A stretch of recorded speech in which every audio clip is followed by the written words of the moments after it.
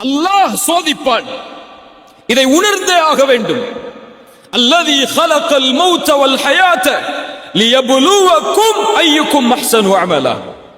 அல்லாஹ் வாழ்வையும் மரணத்தையும் படைத்ததன் நோக்கமே உங்களை சோதிப்பதற்காகத்தான். சோதனையிலிருந்து யாரும் விதிவிலக்காக மாட்டார்கள். பாவிகள் மட்டும் தான் இந்த உலகத்தில் சோதிக்கப்படுவார்கள் என்றால் நபிமார்கள் ஏன் சோதிக்கப்பட்டார்கள்? அல்லாஹ்வுடைய தூதர் சொன்னார்கள், இந்த பூமியிலேயே அதிகமாக சோதிக்கப்பட்டவர்கள் நபிமார்கள் தான் என்று. அல்லாஹ் சோதிப்பான். சோதனைக்காகத்தான் இந்த உலகம். சோதனைகள் இரண்டு உண்டு. ஒன்று அல்லாஹ் கொடுத்து சோதிப்பான், இன்னொன்று அல்லாஹ் எடுத்து சோதிப்பான். அல்லாஹ்வுடைய விதியை பொறுத்தவரை கொடுப்பதும் சோதனைதான், எடுப்பதும் சோதனைதான். சொல்லுங்கள், அல்லாஹ்வுடைய விதியை பொறுத்தவரை கொடுப்பதும் சோதனைதான், எடுப்பதும் சோதனைதான். ஆழமாக உள்ளத்தில் பதிய வைக்க வேண்டும். அல்லாஹ் கொடுக்கின்ற செல்வம் சோதனை, அல்லாஹ் கொடுக்கின்ற ஏழ்மை அதுவும் சோதனை, அல்லாஹ் கொடுக்கின்ற கண்ணியம் அதுவும் சோதனை, அல்லாஹ் கொடுக்கின்ற இழிவு அதுவும் சோதனை, அல்லாஹ் கொடுக்கின்ற சுகம் அதுவும் சோதனை, அல்லாஹ் கொடுக்கின்ற நோய் அதுவும் சோதனை. இப்படி அல்லாஹ் உலகத்தில் எதை கொடுத்தாலும் எதை எடுத்தாலும் அல்லாஹ்வுடைய பார்வையில் அது சோதனை தான். வம்மல் இன்சானு இதா மப்தலாஹு ஃபஅக்ரமஹு வநஅமஹு ஃபயகூலு ரப்பி அக்ரமன். அல்லாஹ் சொல்கிறான், இந்த மனிதனை அல்லாஹ் சோதித்தால் எதை கொண்டு? கண்ணியத்தை கொண்டு, அருள்கொடைகளை கொண்டு. இந்த மனிதன் சொல்கிறான், ஃபயகூலு ரப்பி அக்ரமன், என் இறைவன் என்னை கண்ணியப்படுத்தி விட்டான் என்று. அதே நேரத்தில் அல்லாஹ் அதே மனிதனை சோதித்தால் ஃபகதர அலைஹி ரிஸ்கஹு, அவனுக்கு கொடுக்கப்பட்ட வாழ்வாதாரத்தை குறைத்து அவன் சொல்கிறான், ஃபயகூலு ரப்பி அஹானன், என் இறைவன் என்னை இழிவுபடுத்தி விட்டான் என்று. சுப்ஹானல்லாஹ். மனிதன் கேட்பதில்லை ஏன் சோதிக்கிறான் என்று. எப்போது? செல்வம் கிடைக்கும் போதோ, கண்ணியம் கிடைக்கும் போதோ, பதவி கிடைக்கும் போதோ, அல்லாஹ் அருட்கொடைகளை கொடுக்கும் போதோ அவன் கேட்க மாட்டான், ஏன் அல்லாஹ் எனக்கு இதை கொடுக்கிறான் என்று. கேட்பானா? கேட்பானா? எப்போது கேட்பான்? காசு குறைந்து விட்டால், சம்பளம் குறைந்து விட்டால், மருத்துவமனையில் அனுமதிக்கப்பட்டு விட்டால், உறவினர் யாராவது மரணித்து விட்டால் அவன் கேட்பான், ஏன் அல்லாஹ் எனக்கு மட்டும் இதை செய்கிறான் என்று. மனிதா, உனக்கு அல்லாஹ் கொடுத்தானே அதுவும் அதுபோல்தான், அல்லாஹ் எடுத்தானே அதுவும் அதுபோல்தான். இந்த இரண்டு நிலையிலும் நீ எப்படி நடக்கிறாய் என்பதை அல்லாஹ் பார்க்க விரும்புகிறான். கொடுக்கும் போது அல்லாஹ்விற்கு நன்றி செலுத்துகிறாயா, எடுக்கும் போதும் அல்லாஹ்விற்கு நன்றி செலுத்துகிறாயா என்று அல்லாஹ் பார்க்க விரும்புகிறான். நபி யூசுப் அலைஹிஸ்ஸலாம் அவர்களுடைய வாழ்வை கவனியுங்கள். எல்லாம் கொடுக்கப்பட்டது நபி யூசுஃபுக்கு. ஆரம்ப காலத்தில் யார் அவர்கள்? நபியுடைய மகன், நபியுடைய மகன், நபியுடைய மகன் இப்ராஹிம் அலைஹிஸ்ஸலாம். அவர்களுடைய மகன் யார்? இஸ்ஹாக். அவர்களுடைய மகன் யார்? யாக்கூப். யாக்கூபுடைய மகன் யார்? யூசுப். சுப்ஹானல்லாஹ். அல் கரீம் இப்னு கரீம் இப்னு கரீம் இப்னு அல் கரீம். அல்லாஹ்வுடைய தூதர் சொல்வார்கள், கண்ணியமானவரின் மகன் கண்ணியமானவர், கண்ணியமானவரின் மகன் கண்ணியமானவர், கண்ணியமானவரின் மகன் நபி யூசுப் என்று சொல்வார். நபிமார்களின் வம்சத்தில் பிறக்கிறார். ஒரு நபியின் குழந்தையாக எவ்வளவு பெரிய அருட்கொடை! 11 சகோதரர்கள் தனக்கு. தந்தையின் நேசம் தன் மீது, அழகான குணத்தோடு, அழகோடு. என்ன அழகு! ரசூலுல்லாஹி ஸல்லல்லாஹு அலைஹி வஸல்லம் சொன்னார்கள், மிஅராஜுடைய பயணத்தில் நபி யூசுஃபை நான் பார்த்தேன். அல்லாஹ் அவன் படைத்த அழகில் பாதியை நபி யூசுஃபுக்கு கொடுத்திருந்தார். அவ்வளவு அழகு. அந்த அழகை அல்லாஹ் கொடுத்தான். குடும்பத்தை கொடுத்தால், கண்ணியத்தை கொடுத்தால், கொடுத்ததை அல்லாஹ் கொஞ்சம் கொஞ்சமாக அவர்களிடமிருந்து நீக்குகிறார். எந்த குடும்ப உறவு, எந்த நபியின் மகன் என்பது அவர்களுக்கு அல்லாஹ் கொடுத்த அருட்கொடையோ அந்த தந்தையை விட்டு அல்லாஹ் பிரித்தார் நபி யூசுஃபை. சகோதரர்களுடைய நேசத்திற்கு ஏங்கினார்கள், பிரித்தார் அல்லாஹ். கிணற்றில் தூக்கி வீசப்பட்டார்கள். ஒரு நபி கிணற்றில் வரக்கூடிய வழிப்போக்கர்கள், வியாபாரிகள், இவர்களை சந்தையில் விற்போம் என்று சகோதரர்களிடத்திலே விலை பேசி ஒரு அற்ப கிரயத்திற்கு, மதிப்பில்லாத காசிற்கு நபி யூசுப் சகோதரர்களாலே விற்கப்படுகிறார். அவர்களுடைய கண்களுக்கு முன்னால். ஒரு குழந்தை எப்படி ஏற்றுக்கொள்ளும்? மிஸ்ருக்கு அழைத்து செல்லப்பட்டு சந்தையில் ஒரு நபி அடிமையாக விற்கப்படுகிறார். இந்த அடிமையை விலைக்கு வாங்குபவர் யார் என்று அல்லாஹ் ரப்புல் ஆலமீன் ஒரு அரசவையில் மந்திரியாக இருக்கக்கூடியவருக்கு வாய்ப்பை கொடுக்கிறான் நபி யூசுஃபை வளர்ப்பதற்கு. மனைவியிடத்திலே கொண்டு சென்று சொன்னார்கள், இவரை கண்ணியப்படுத்துவோம், எமக்கு வேலையாளாக பயன்படுத்துவோம், எம்முடைய மகனாக கூட இவர்களை வளர்ப்போம் என்று தன்னுடைய மனைவிக்கு அறிமுகப்படுத்தி யூசுஃபை தன்னுடைய வீட்டில் சேர்த்தார்கள். எந்த வீட்டில் நபி யூசுப் சேர்க்கப்பட்டாரோ அந்த வீட்டிலேயே, அந்த பெண்ணாலேயே அல்லாஹ் சோதித்தான். தவறான இச்சைக்காக அழைக்கப்பட்டார். நீண்ட நெடிய சம்பவம். அதற்கு பிறகு சில நாட்களுக்கு பிறகு மீண்டும் சம்மதிக்காததால் சிறையில் நபியை அல்லாஹ் தள்ளினான். ஒரு சிறைச்சாலையில் ஒரு நபி பல ஆண்டுகள் உதவி கேட்டும் மறுக்கப்பட்டது. அதற்கு பிறகு அல்லாஹ் ரப்புல் ஆலமீன் பல வழிகளில் நபி யூசுஃபை சோதித்தான். மீண்டும் அல்லாஹ் கண்ணியத்தை கொடுத்தான். இழந்ததை மீண்டும் கொடுத்தான். அந்த அரசவையிலேயே ஒரு அமைச்சராக ஆகக்கூடிய வாய்ப்பு. எந்த சகோதரர்கள் விரட்டினார்களோ அந்த சகோதரர்களை உதவிக்காக கையேந்தி அவர்களுக்கு முன்னால் நிற்கும்படி அல்லாஹ்க்கினான். இப்படி எல்லா சோதனைகளையும் அல்லாஹ் நபி யூசுஃபுக்கு கொடுத்தான்.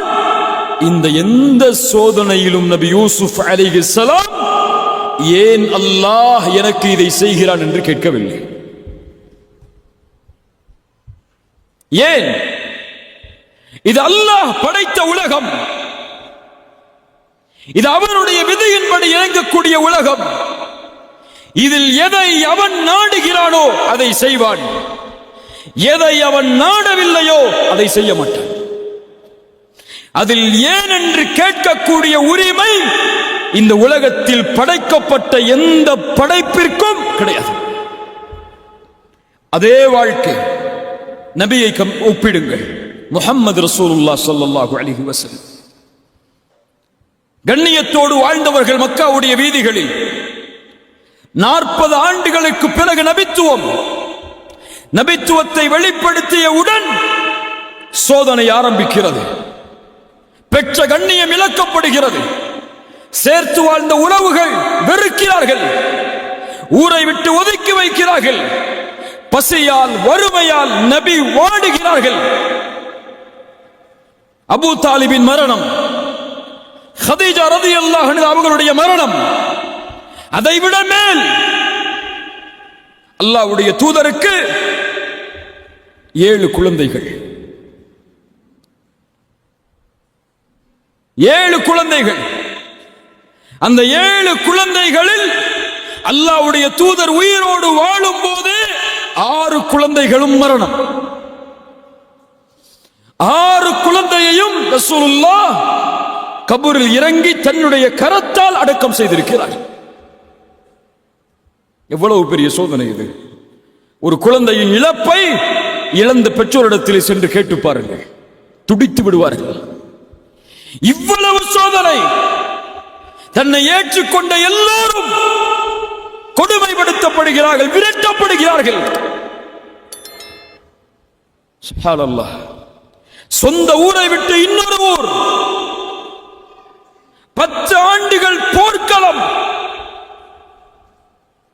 எல்லாவற்றையும் இழந்து நபித்தோழர்கள் 23 ஆண்டுகளுக்கு பிறகு இழந்த கண்ணியத்தை, இழந்த வெற்றியை அல்லாஹ் மீண்டும் கொடுக்கிறார். எதை கொடுக்கிறது இந்த பாடம்? எதை கொடுக்கிறது இந்த பாடம்? அல்லாஹ் ஒருவரை சோதித்தால் உணர்ந்து கொள்ளட்டும், அல்லாஹ் அவரை தயார்படுத்துகிறான் ஒரு வெற்றியின் பாதைக்காக என்று.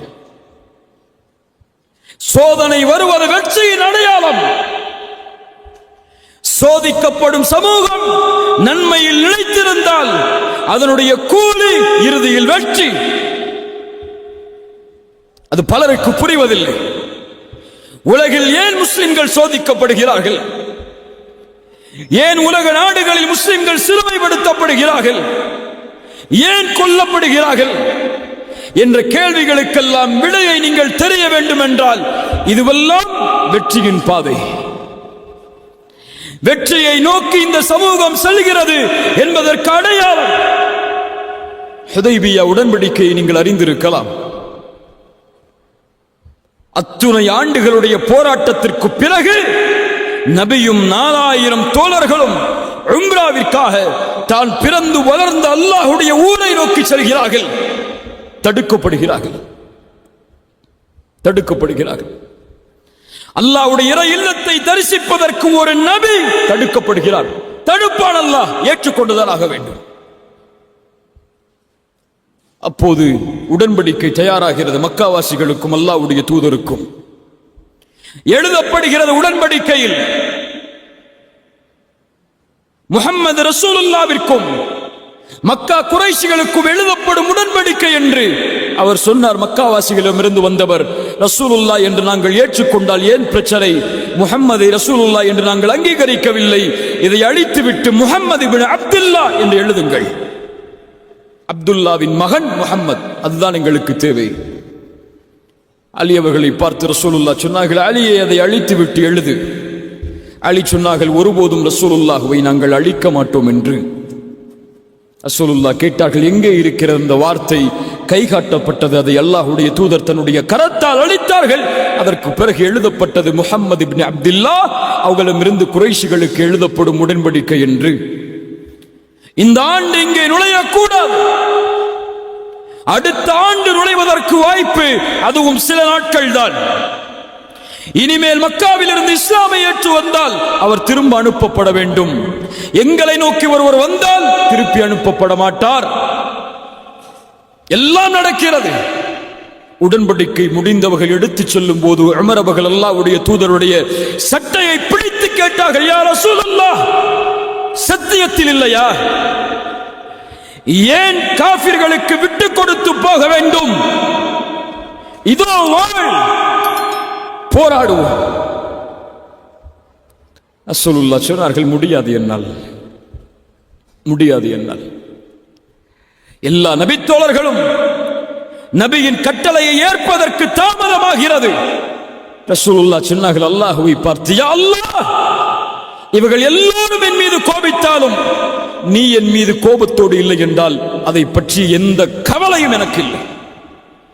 சுப்ஹானல்லாஹ். உமர் அவர்கள் திரும்ப செல்லும் போது அல்லாஹ் வசனத்தை இறக்குகிறான். மக்கா மதீனாவை நோக்கி. அந்த மக்காவுடைய அந்த சோதனைக்கு பிறகு இன்னா ஃபதஹ்னா லக ஃபத்ஹம் முபீனா, அல்லாஹ் தெளிவான வெற்றியை நபியே உங்களுக்கு அளிப்பான். ஹுதைபியா உடன்படிக்கையில் தாழ்வோடு திரும்பி செல்கிறார்கள். அல்லாஹ் வெற்றியின் வசனத்தை இறக்குகிறான். உமர் அவர்கள் ஓடி வந்து கேட்டார்கள், ஃபத்ஹுன் ஹுவ, அல்லாஹ்வுடைய தூதரை நடந்த உடன்படிக்கை வெற்றியா? ஆம். இந்த சோதனைக்கு அல்லாஹ் கொடுக்கக்கூடிய பரிசு அடுத்த ஆண்டு நுழைவோம் மக்காவை சொந்தமாக்குவதற்கு. உம்ராவிற்காக செல்லுகிறீர்களே, இது போதாது நபியே, இன்னும் சோதனை இருக்கிறது, அதை ஏற்றுக்கொள்ளுங்கள். அல்லாஹ் இந்த 2 ஹரமுடைய ஹலீஃபாவாக உங்களை மாற்றுவார். இதைத்தான் நபி யூசுஃபின் வரலாறும் எமக்கு பாடத்தை கொடுக்கிறது. இன்றே வெற்றி பெற வேண்டும், இன்றே சோதனை நீங்க வேண்டும், இன்றே பிரச்சனை நீங்க வேண்டும் என்று ஒருவன் நினைத்தால் நடக்காது. நபி நூஹ் தன்னோடு சில நபர்களை சேர்ப்பதற்கு, ஈமானை ஏற்றுக்கொண்டவர்களாக ஆக்குவதற்கு அவர்களுக்கு தேவைப்பட்ட ஆண்டு 950 ஆண்டு காலம். நபி மூசா ஃபிரௌனுடைய சோதனையிலிருந்து தப்பிப்பதற்கு அவர்கள் எடுத்துக்கொண்ட முயற்சி, அந்த முயற்சியின் வெற்றி அவர்களுடைய மரணம் வரை நீடித்தது. இப்ராஹிம் சோதிக்கவில்லையா அல்லாஹ்வுடைய நண்பரை? அல்லாஹ் நெருப்பு குண்டத்தில் வீச வைத்து சோதித்தான். மனைவியை இன்னொரு அரசன் தீண்டக்கூடிய அளவிற்கு சோதித்தான்.